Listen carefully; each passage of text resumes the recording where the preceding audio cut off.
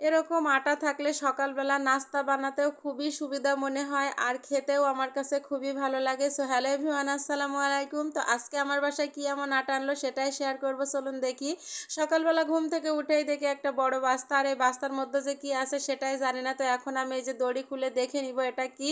তো এখানে আমি ঘুম থেকে উঠেই দেখি একটা চমক। তো এখানে ছিল কিন্তু কি বলুন তো আটা। তো এই আটাটা ছিল একদম পিওর গমের আটা। তো তাসিনের বাবাকে বলেছিলাম গমের আটা রুটি খেতে বেশ ভালোই লাগে। তো আমাদের যেহেতু একটা মুদিখানার দোকান দেওয়া হয়েছে সবাই মিলে, সেই বাজার থেকে আমাদের এই আটাটা নিয়ে আসা হয়েছে।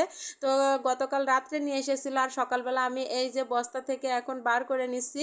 তো এই যে 2 ঢমে আমি এখন ভরে রাখবো। আর এই আটাটা রুটি খেতে আমার কাছে খুব ভালো লাগে। আর আমার বাসায় যেহেতু সকালবেলা রুটি বানানো হয়, আর এই আটাটা থাকলে কিন্তু আমার কাছে একটু সুবিধা মনে হয় কি যে ঠান্ডা পানি দিয়ে খামিরটা করে রুটিটা বানানো যায় আর খেতেও বেশ ভালো লাগে। আর এই যে রোজ রোজ প্রতিদিন গরম পানি করে এই খামির করে রুটি বানাতে গেলে আমার কাছে একটু প্যারা মনে হয়, তারপরেও রুটির স্বাদ থাকে না। আর তাসিনের বাবার যেহেতু ডায়াবেটিস, প্রতিদিনই সকালে আমাকে রুটি বানাতে হয়, এই জন্য কিন্তু আমি বলেছিলাম এই গমের আটাটা নিয়ে আসতে, আর সেটাই নিয়ে আসা হয়েছে। আমরা যেহেতু 2-3 জন মানুষ, গমের মানে গম পিষে আটা তৈরি করা ওইভাবে হয় না, কিনেই বেশি খাওয়া হয়।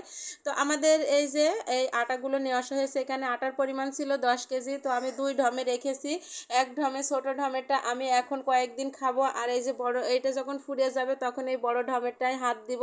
তো এটা কিন্তু আমি এখন মুখ ভালোভাবে আটকে বাতাস যেন না ঢোকে সেইভাবে রেখে দিব। আর এদিকে এই যে ছোট ঢম নিয়ে চলে এসেছি রুটি বানাতে রান্নাঘরে। আর এই যে দেখুন কি ভালো একটা পদ্ধতি, তাই না? ঠান্ডা পানি দিয়ে খামির করে এখন আমি রুটিটা তাড়াহুড়ো করে বানিয়ে দিতে পারবো, খুবই সুবিধা এই আটাটা থাকলে।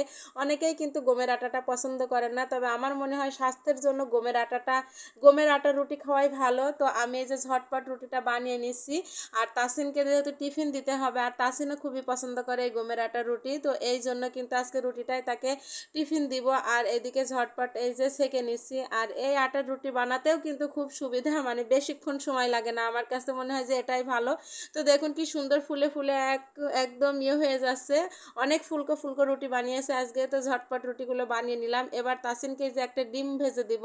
তো এই অনেকেই কিন্তু দেখতেছি নেট দুনিয়ায় এই ডিম ভেজে ভাইরাল হয়ে যাচ্ছে, তো আমিও একটু চেষ্টা করলাম, হয়তো আমরা ওইভাবে পারবো না। যাই হোক, তাসিনকে এই ডিম ভাজা দিয়ে রুটিটা টিফিন দিয়ে দিব। তাসিনের বাবা এখনই নিতে আসবে, তারপরে আমাদের তরকারিটা রান্না করে নিব। আর এদিকে এই যে বক্স আমি নিয়ে নিয়েছি, টিফিন বক্সে টিফিন দিয়ে দিব। আর তাসিন একটার বেশি রুটি খেতে পারে না, তো তারপরও আমি 2টা রুটি এখানে দিয়েছি, খেলে খাবে। আর এই যে এই ডিম ভাজি দিয়ে লাল আটার রুটি তার খুবই পছন্দ, সে বলে লাল আটার রুটি। যাই হোক, তাসিনের বাবা এই যে চলে এসেছে, এখন তার জন্য টিফিন নিয়ে যাবে। আর সেও এখনও খায়নি, কারণ সে টিফিনটা তাসিনকে খাইয়ে এসে সে কিন্তু মানে বাসায় নাস্তা করে। তো আমি কিন্তু এবার আবারও চলে যাব রান্নাঘরে, আমার তরকারিটা এখনও চুলার পরে আছে। তো আমি এদিকে বাঁধাকপি আর আলু সিদ্ধ দিয়ে দিয়েছিলাম, তো সেটা হয়ে গিয়েছে। এবার আমি একটু মানে বাগার দিয়ে নিলাম। যাই হোক, এখানে আমার বাঁধাকপি আলুটা আজকে রুটি দিয়েই খাবো, আর ডিম ভাজা। তো এই ছিল আজকে সকালের নাস্তা, ঝটপট তৈরি করে নিলাম লাল আটার রুটি। তো আজকের ভিডিওটা এই পর্যন্ত, আবারও দেখা হবে পরবর্তী ভিডিওতে। আল্লাহ হাফেজ।